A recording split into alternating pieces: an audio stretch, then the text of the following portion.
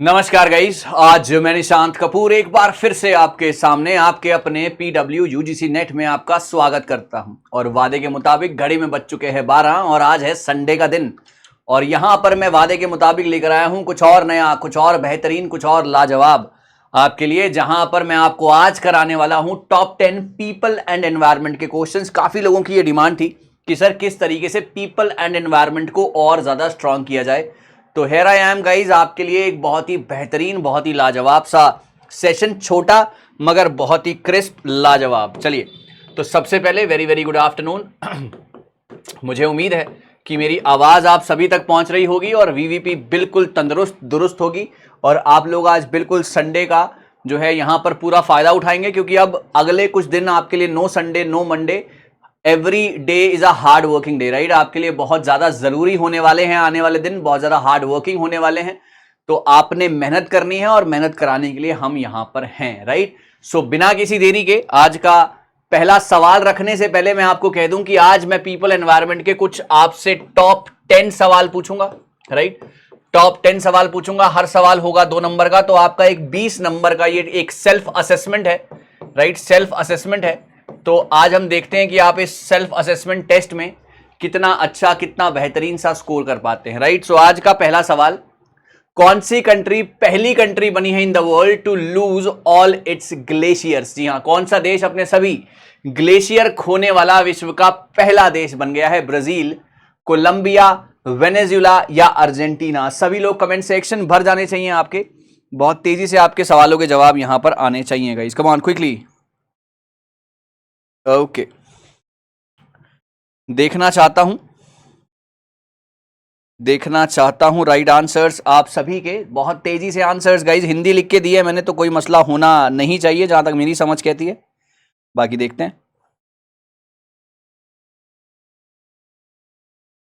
Okay guys, चलिए, बहुत सही। पहले सवाल का जवाब अगर मैं बात करता हूं तो वो है आपका वेनेजुला, क्योंकि वेनेजुला एक पहला ऐसा देश बन चुका है जो कि अपने सारे के सारे ग्लेशियर्स को लूज कर चुका है। Northern coast of South America में है, पहली कंट्री बनी है ग्लोबली जिसने अपने ग्लेशियर्स को लूज कर दिया है। 2011 में 5 of the Venezuela glaciers has disappeared.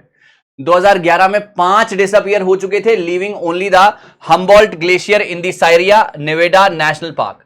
Despite efforts, even this glacier, also known as La Corona, has significantly diminishing over time. तो ये with the time कोशिश बहुत की, तो यही हम जो है हमारी सरकार और हमारी पूरी दुनिया जो है इसके लिए लगी हुई है कि ग्लोबल वार्मिंग को किस तरीके से दबाया जा सके, इसको रोका जा सके, ताकि हम ऐसे किसी खतरे से जो है बच सके, राइट। तो आपके हिसाब से कि कौन से सबसे बढ़िया तरीके होने चाहिए जिससे हम ग्लेशियर्स जो कि हमारे जो कि पूरी दीन दुनिया में है उसको हम कैसे बचा सकते हैं, कैसे हम एनवायरनमेंट के प्रति और ज्यादा अवेयर हो सकते हैं, कमेंट में जरूर लिखिएगा, राइट। चलिए आगे बढ़ते हैं, सवाल नंबर 2। जी हाँ, where was the eco friendly water treatment solution developed by the Indian Institute of Petroleum and Energy, IIPE? अगर फुल फॉर्म भी पूछ लें तो भी तैयार रहना, और सवाल का जवाब देने के लिए तो तैयार रहना ही है गाइस, कम ऑन एवरीबॉडी, शाबाश। Where was the eco friendly water treatment solution developed by the Indian Institute of Petroleum and Energy, IIPE? Yes, okay. Answers में देख रहा हूं, ट्राई करना इंपॉर्टेंट है, सही या गलत वो बात की बात है, ट्राई करना इज वेरी वेरी इंपॉर्टेंट। जी हां, इसका राइट आंसर है आपका बी, विशाखापट्टनम। जी हां, ये यहां पर लॉन्च हुआ है, eco friendly treatment solution developed by the IIPE in Visakhapatnam. ये इनोवेटिव टेक्नोलॉजी यूटिलाइज की गई सरफेस मॉडिफिकेशन टेक्निक के लिए, है ना, to treat the muddy river water efficiently while promoting environmental protection and sustainability. Muddy river water को किस तरीके से और ज्यादा अच्छे तरीके से ट्रीट किया जा सकता है, उसको साफ किया जा सकता है, इफेक्टिवली उसका इस्तेमाल किया जा सकता है, अल्टीमेटली एनवायरमेंटल प्रोटेक्शन और सस्टेनेबल डेवलपमेंट जो है इसका भी मेन टारगेट है। तो आपको ध्यान रखना है, सस्टेनेबल डेवलपमेंट बार बार आपने मेरे मुंह से सुना होगा थ्रू आउट इस पूरी पीपल डेवलपमेंट एनवायरनमेंट की जर्नी में, चाहे वो पेड सेशन हो, चाहे वो आपका क्रैश कोर्स हो, चाहे वो यहां पर हो, हर जगह पे आपने सुना होगा। रिपीट किए देता हूं, सस्टेनेबल डेवलपमेंट ना केवल आप प्रेजेंट के लिए रिसोर्सेज का इस्तेमाल कर रहे हैं, बल्कि फ्यूचर को ध्यान में रखते हुए भी आप रिसोर्सेज का इस्तेमाल करके उनको बचा रहे हैं, उनका ऑप्टिमल यूटिलाइजेशन कर रहे हैं। चलिए आगे बढ़ते हैं। स्टेट या UT, union territory wise location of biosphere reserves in India, जी बताइए। लोकेशन बायोस्फीयर रिजर्व्स की इंडिया में बतानी है ना। यहां पर Nokrek in Meghalaya, cold desert in Jammu Kashmir. Choose the correct answer from the option below. इसकी हिंदी भी है मेरे पास गाइस, है ना। भारत में बायोस्फीयर रिजर्व का राज्य केंद्र शासित प्रदेशवार स्थान बताएंगे कमेंट सेक्शन में सभी लोग, शाबाश। हिंदी भी है, इंग्लिश भी है, हर बच्चा कोशिश बढ़िया तरीके से करे, हर बच्चा कोशिश बहुत बढ़िया तरीके से करे। इसकी हिंदी पढ़ ली होगी हिंदी वालों ने। और यहां पर जी हां, Nokrek in Meghalaya, cold desert in Jammu Kashmir, Simlipal in Odisha और Seshachalam in Tamil Nadu. Choose the correct answer. Yes, biosphere reserves बताने हैं कहां कहां पर हैं। जी हाँ, ओके। तो द राइट आंसर जी, राइट आंसर इस सवाल का है 3A and C ओनली। आइए यहां पर देखिए, हिंदी है इसकी। नॉरेक बायोस्फीयर रिजर्व लोकेट करता है north east of India on the Tura range which forms the part of Meghalaya plateau, है ना। और the entire area in mountain and Nokrek is highest peak in Garo hills rising up 1412 metres.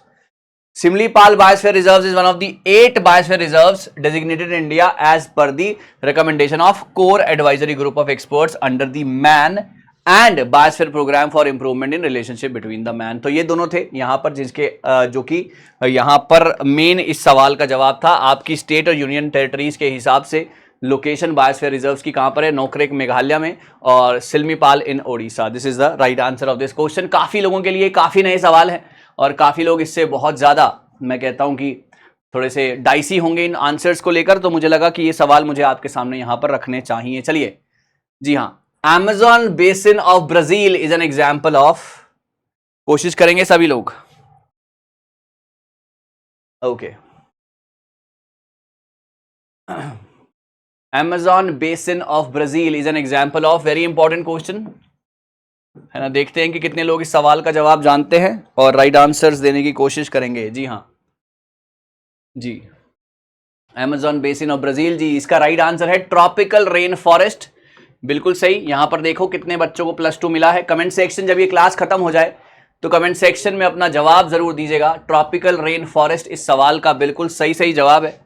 और अगर मैं बात करता हूं tropical rain forest, Amazon basin of Brazil example है ट्रॉपिकल रेन फॉरेस्ट का, जो कि marked by the high and uniform temperature of 25-26 degree यहां पर रहता है। यूनिफॉर्मली डिस्ट्रीब्यूटेड प्रेसिपिटेशन यहां पर 100-200 सेंटीमीटर के आसपास रहता है। कंटेनिंग दी इंपॉर्टेंट स्पीशीज लाइक यहां पर महगोनी, एबनी, ऑर्चिड्स या लैलंग जैसी चीजें यहां पर जो है एक तरीके से यहां पर दिखती हैं। So right answers tropical rain forest +2। यहां पर यूनिफॉर्म टेम्परेचर 22 से 26 and uniformly distributed precipitation of 100 से 200 सेंटीमीटर का यहां पर रहता है। Amazon basin tropical rain forest is the absolute right answer.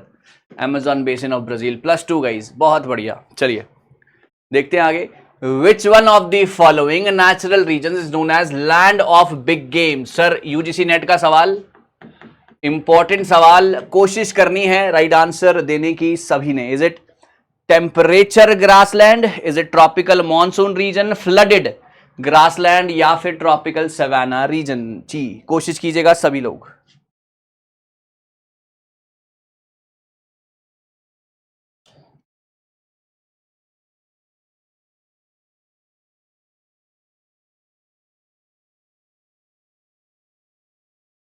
Okay guys, हर बच्चा ट्राई कर रहा है जी, हर बच्चा ट्राई कर रहा है, कोशिश कर रहा है राइट आंसर्स के लिए। जी हाँ, राइट आंसर इसका है tropical savanna. Okay, tropical savanna region को कहा जाता है लैंड ऑफ बिग गेम्स। आइए, सवाना और द ट्रॉपिकल ग्रासलैंड को कहा जाता है द बिग गेम कंट्री और the land of safari, land of big game.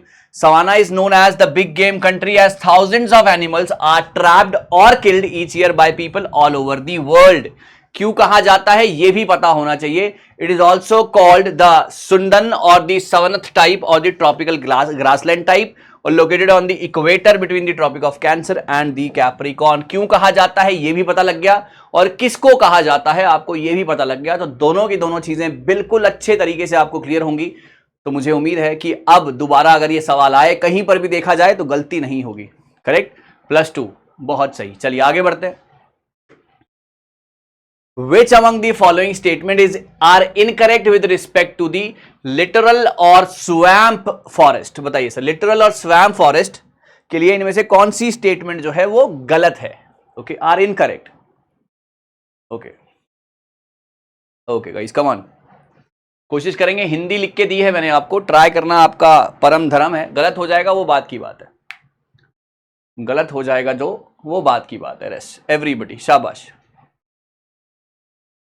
जी हाँ, इसका जो राइट आंसर था वो था दे can not grow in the brackish water. अब काफी बच्चों के मन में सवाल होगा कि ब्रैकिश वाटर क्या होता है, लेकिन पहले इस सवाल का जवाब अच्छे से समझ लीजिए। Which one of the following statement, जो कि करेक्ट नहीं है विद रिस्पेक्ट टू लिटरल और स्वैम्प फॉरेस्ट। आइए, जी हाँ, they can not grow in brackish water, they are grown, they मतलब ये गलत था वहां पर। ये फ्रेश वाटर और ब्रैकिश वाटर दोनों में आ सकते हैं, तो option 3 is not correct. Brackish water क्या है, ब्रॉड टर्म में यूज किया जाएगा, describe water whose salinity is between that of fresh and the marine water, जो कि ना तो पूरा फ्रेश है, जो कि ना तो पूरा मरीन है, उसके सेंटर में कहीं पर लाई करता है, उसको ब्रैकिश वाटर बोला जाता है। These are often transitional areas, transitional areas के नाम का तरीके से इसको जाना जाता है, where such water mix. Transitional area जहां पर यहां से हम एक जगह से एक्स से हम वाई पर जा रहे हैं, तो एक्स और वाई के बीच का जो वाटर है वो ब्रैकिश वाटर माना जाएगा। एक तरफ फ्रेश है, एक तरफ सलाइन है, ये मीडियोकर सा वाटर है ब्रैकिश वाटर, और ये बिल्कुल गलत है। यहां पर भी इस तरीके के जो होते हैं उग सकते हैं, यहां पर भी उनको हेल्प मिलती है उसके लिए। चलिए, the soil in the tropical rain forest is rich in the nutrients, the high temperature and the moisture of tropical rain forest causes dead organic matter in the soil to decompose quickly। चलिए देखिए कौन सी statement सही है कौन सी गलत है, ये आपके सामने हिंदी भी है।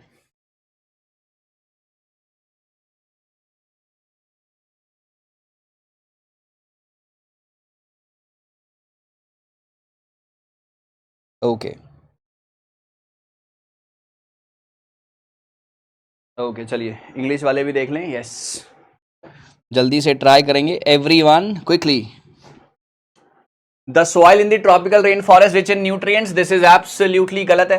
High temperature of the moisture of the tropical rain forest cause dead organic matter in the soil to decompose quickly. जी हाँ, ये बिल्कुल सही है। आपका पहला वाला गलत है, दूसरा वाला बिल्कुल सही है। राइट आंसर है इसका 4th, और काफी बच्चे ट्राई भी किए इस सवाल के लिए, दैट्स गुड। देखिए, tropical rain forest mainly located कहां करते हैं, ये इस एरिया में लाई करते हैं। ट्रॉपिकल रेन फॉरेस्ट सेंट्रल और south America, western central Africa में होते हैं। Okay, south east the island, और ये the soil is itself typically poor in nutrients because they do not stay in the soil long.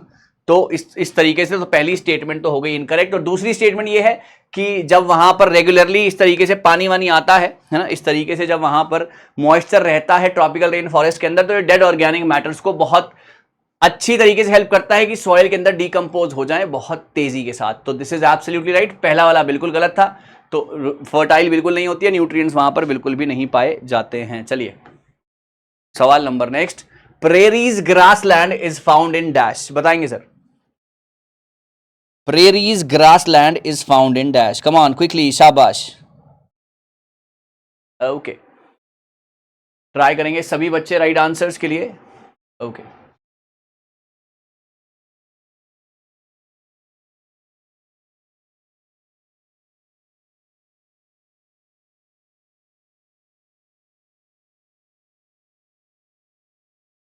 Absolutely right sir. और यहां पर अगर मैं बात करता हूं, North America is the right answer. Yes, bulk of prairie terrain, the interior lowlands which encompasses much of the Great Plains as well as the wetter Helia territory to east region of Canada। और ये यहां पर इस तरीके से इसको temperate grassland कहा जाता है, और ये कहां पर मिलते हैं सबसे ज्यादा, north America is the right answer. और काफी बच्चों ने काफी अच्छा ट्राई किया, और मुझे इस जो सेशन के बाद नीचे कमेंट में आपके आंसर जरूर चाहिए। Which of the following statement is not true about the coral reefs, Hindi में भी लिखा है, कोशिश करेंगे राइट आंसर्स के लिए, शाबाश।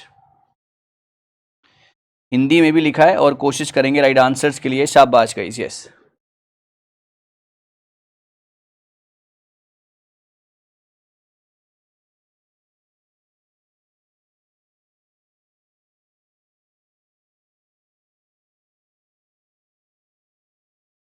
Not true. Yes,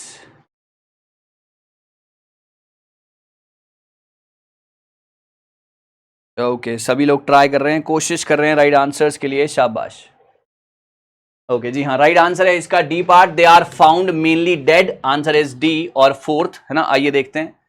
it is formed due to the accumulation and compaction of skeletons of the lime scratching organism known as coral polyps. It is found mainly in the tropical ocean seas because they require a high mean annual temperature. They do not live in the deep waters due to lack of sufficient sunlight and oxygen. Corals are found mainly alive, देखिए, and breathe like any other aquatic plants. तो यहां पर dead तो वो बिल्कुल नहीं होते हैं, they are found dead. This is absolutely, जो था वहां पर गलत था. तो आज सच्ची सच्ची बताना कमेंट सेक्शन में कि आज मैंने आपको अच्छे से चैलेंज किया कि नहीं. और मुझे लग रहा है आपके आंसर्स, आपके कमेंट्स देखकर कि आप बहुत अच्छे से चैलेंज हुए हो आज मेरे सवालों से. अगर आप इसी तरीके से मेरे सवालों का और ज्यादा हिस्सा बनना चाहते हैं तो हर ट्यूसडे गाइस, हर ट्यूसडे और थर्सडे को दोपहर को 2 बजे मेरे सेशंस, अभी बहुत इंपॉर्टेंट सेशंस मैं आपके लिए लाने वाला हूं. हर सैटरडे और संडे को दोपहर को 12 बजे आपके सामने ऐसे ही बहुत धुआंधार सेशंस में लाता रहूंगा. यह है आपका होमवर्क का सवाल. In which state will India's first 15 megawatt floating solar power plant shall be installed, SAIL be installed. तो कमेंट सेक्शन में सवाल का जवाब दीजिएगा. आपको ये क्लास कैसी लगी, क्लास के सवाल कैसे लगे और आज आपका परफॉर्मेंस कितना अच्छा और कितना नहीं अच्छा था, जरूर बताइएगा क्योंकि मुझे तो कमेंट दिख रहे हैं. Right, thank you so much guys, all the best. मिलते हैं जल्दी कुछ और बेहतरीन, कुछ और लाजवाब, कुछ और शानदार सवालों के साथ. Thank you so much.